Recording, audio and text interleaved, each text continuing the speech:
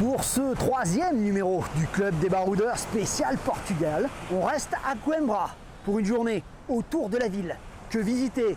Où sont les plus belles plages? Quels sont nos bons plans, nos bonnes adresses? C'est ce qu'on vous dit dans ce nouveau numéro. Et vous allez voir que les surprises et les trésors que recèle cette région sont superbes.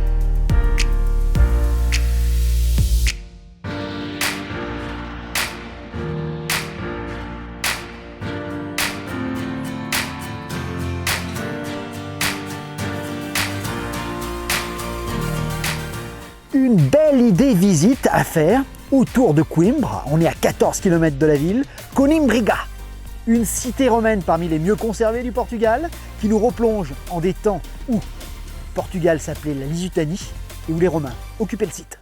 L'entrée du site, 4,50 € pour les adultes. C'est également moitié prix pour les étudiants et gratuit pour les enfants en dessous de 12 ans. Ouverture du site de 10 h à 19 h. Le site archéologique et le musée y est tout compris. C'est parti pour les visites.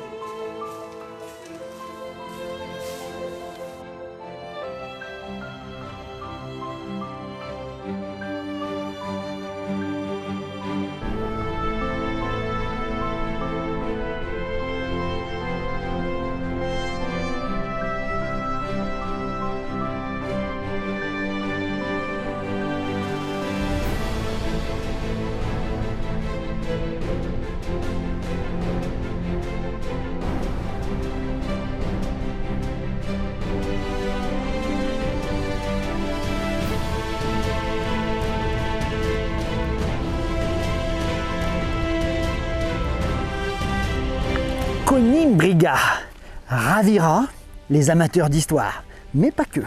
Alors certes, ce n'est pas Rome ou d'autres sites romains qu'on connaît, mais l'endroit a du charme. Il n'y a pas beaucoup de monde, surtout si comme nous vous venez autour de 13 h.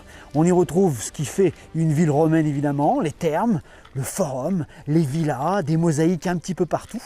L'ensemble peut paraître ruiné, mais on aime bien Coimbra et on vous invite à venir le visiter, pourquoi pas, si vous êtes à Coimbra. L'endroit était hautement stratégique à la croisée des routes et puis surtout vous avez vu, si vous vous penchez un petit peu, il y a une énorme gorge, on est sur une hauteur, un ancien castrum romain évidemment, assez ancien, ça date du 2e siècle avant Jésus-Christ. Sachez que le site avait même été occupé avant par les Lusitaniens à partir de l'âge du fer, autant dire qu'on est sur un site portugais majeur, même s'il faut beaucoup d'imagination, mais c'est vrai qu'on se balade sans déplaisir autour de ce site de Coimbra, qui a peut-être d'ailleurs donné son nom à Coimbra, ça se ressemble quand même.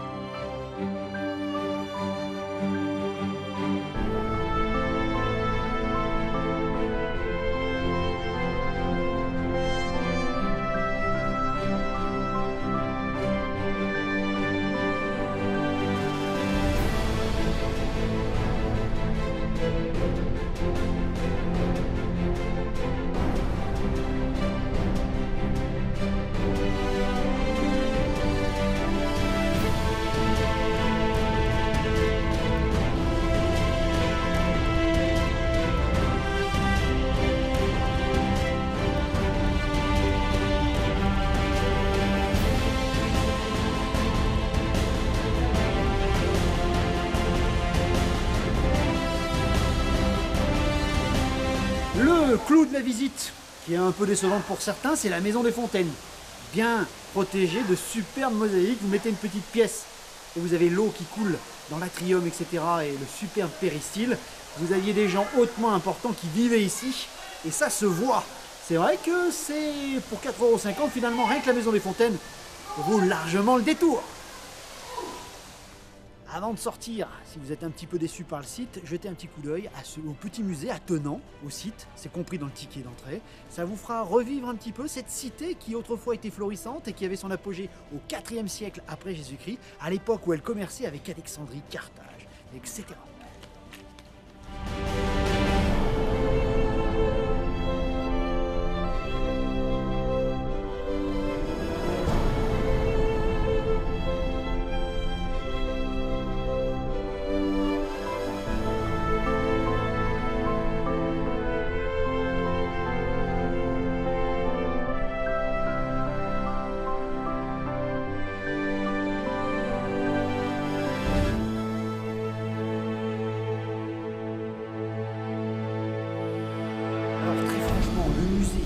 Petit mais très mignon et très bien, les pièces sont très bien mises en valeur et ça fait revivre un petit peu ce site, hein, tout droit sorti de l'Antiquité, tête d'Auguste, reconstitution du temple, c'est vrai qu'il est aujourd'hui quasiment détruit, c'est vrai qu'avec la maquette on se rend mieux compte, et puis partout des pièces d'orfèvrerie, d'artisanat, hein, des poteries, etc.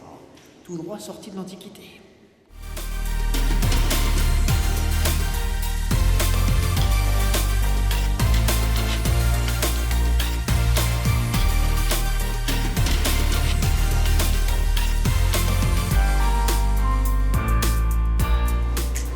Prendre de l'essence.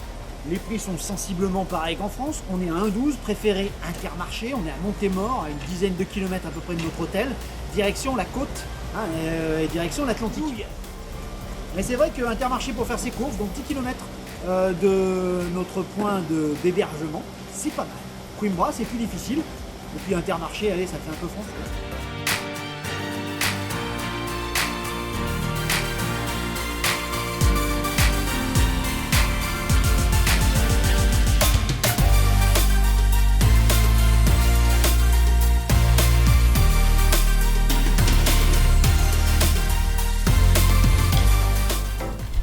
À 30 minutes de notre hôtel, Figueira da Foz, la belle station balnéaire en bordure d'Atlantique. Mais en cours de route, on ne pouvait ne pas s'arrêter à la super forteresse de Montémort. Elle domine la vallée de tout, on la voit de très loin quand on arrive, hein. Et c'est vrai que mon esprit de prof d'histoire ne peut s'empêcher de s'arrêter et d'aller jeter un œil.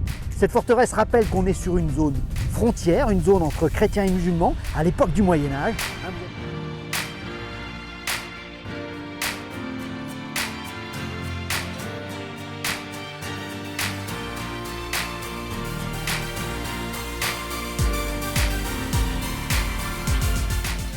Alors c'est pas la visite du siècle, c'est certain, mais son architecture typique du Moyen-Âge, 12e, 13e siècle, ravira les passionnés d'histoire. Et puis, c'est vrai qu'il y a un petit parc à l'intérieur, assez ombragé, quand ça tape dur, c'est plutôt agréable. Donc une belle petite visite, ça vous prendra une petite heure environ. En plus, c'est gratuit, donc il n'y a pas de quoi se priver.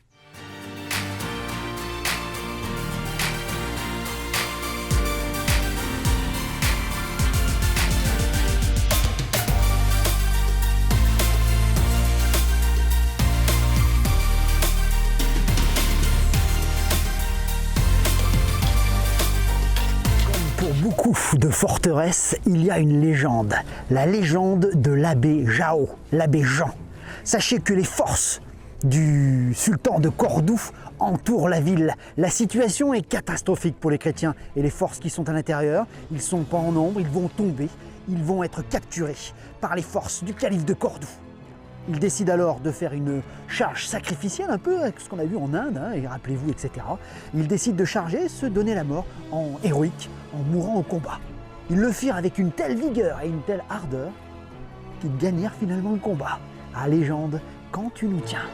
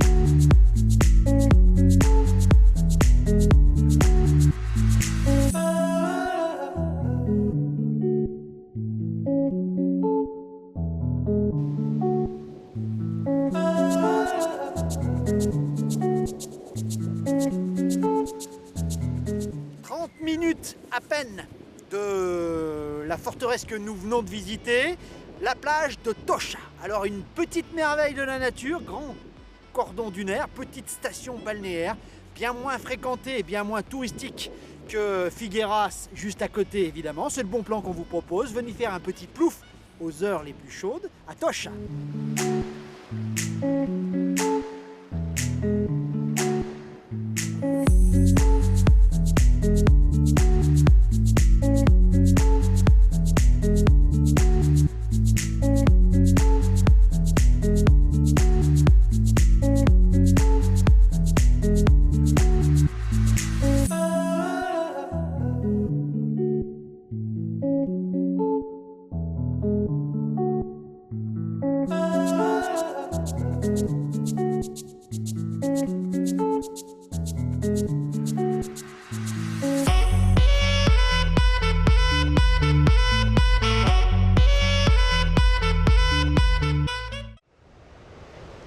Belle surprise, alors je sais pas combien de kilomètres elle fait de long, mais c'est incroyable et en plus pour les distanciations sociales comme on dit, on est tranquille. Eh oui, vive le Portugal, on regrette pas d'être venu jusqu'ici.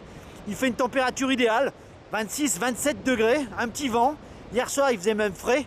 Alors très franchement, les vacances au Portugal alors qu'en France c'est la canicule et qu'on doit porter le masque, superbe.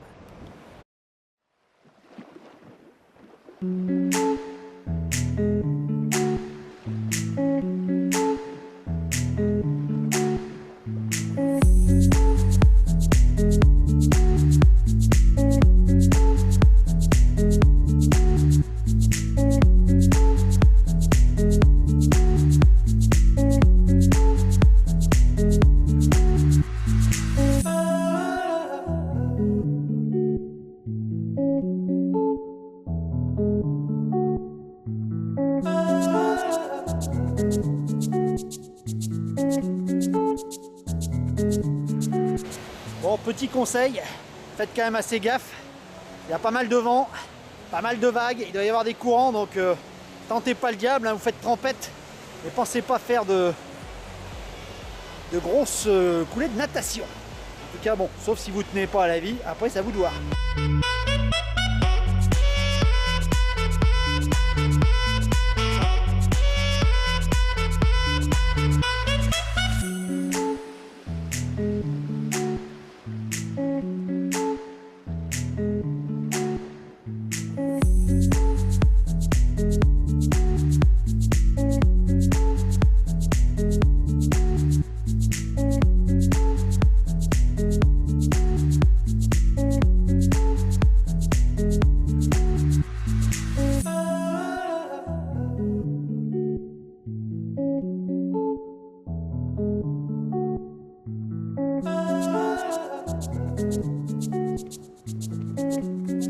Les murailles de la vieille université sont assez impressionnantes, on dirait un château fortifié.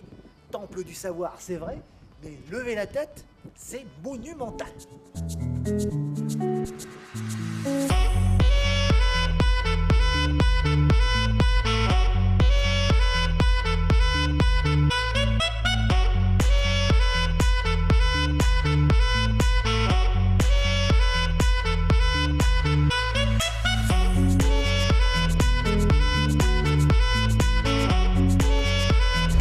Pour le bon coucher de soleil, vous longez l'espèce de rempart de l'université, vous arrivez au bout à une petite esplanade et là vous êtes quasiment seul avec le coucher de soleil, la ville de Coimbra en contrebas.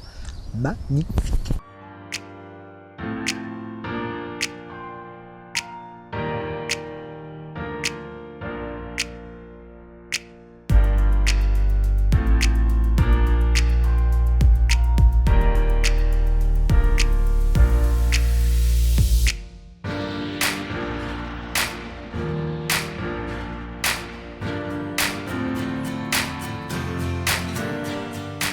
Allez, on termine notre journée de visite autour de Coimbra, par Coimbra même. On est revenu à la place Severa, c'est Vela, avec la jolie cathédrale ancienne derrière nous. On est au Cabido Bar, c'est une de nos bonnes adresses. Beaucoup de portugais, c'est plutôt bon signe. Bonne bière, un bon verre de vin, vraiment pas cher, avec quelques amuse-gueules. La fête est plus folle. On va essayer de se trouver Un bon petit resto à vous conseiller sur Coimbra dans la soirée. Santé.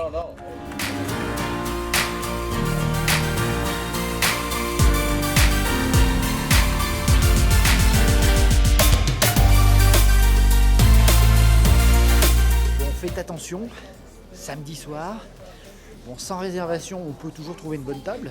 On vient de le faire ici. Ça a l'air plutôt sympa, on n'est pas très loin de là où on a bu un coup. Mais bon, peut-être mieux vaut réserver. Au petit bonheur la chance, on passe, on vient de demander, une table se libère, tant mieux. On a de la chance, mais bon, faites attention quand même. Il faut tourner, avoir un peu de chance et trouver une bonne table.